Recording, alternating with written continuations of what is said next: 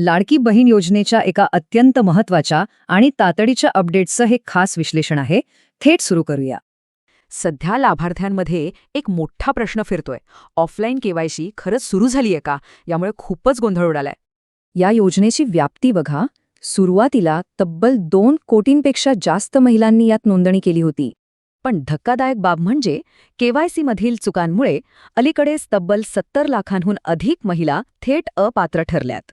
आणि यामुळेच सध्या योजनेतील पात्र लाभार्थ्यांची अधिकृत संख्या बरोबर 1,68,00,000 इतकीच उरलीय. यातच एक व्हायरल मेसेज फिरतोय की ऑफलाईन फॉर्म भरा. या चुकीच्या माहितीमुळे सर्वत्र विनाकारण टेन्शन वाढलंय. पण सत्य अगदी वेगळंच आहे. महिला व बालविकास विभागाने स्पष्ट केलंय की अशी कोणतीही ऑफलाईन प्रक्रिया सुरूच नाही. त्यामुळे ऑफलाईन केवायसीसाठी सरकारी कार्यालयांमध्ये चक्रा मारून वेळ आणि ऊर्जा वाया घालवणं पूर्णपणे व्यर्थ आहे.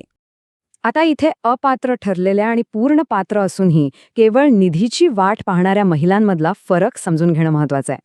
अनेक पात्र महिला सध्या चिंतेत आहेत, कारण त्यांचे नोव्हेंबर ते एप्रिल या महिन्यांचे हप्ते अजून जमा झालेले नाहीत.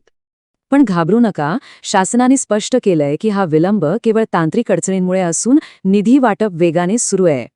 पात्र महिलांनी फक्त स्वतःची पात्रता तपासावी.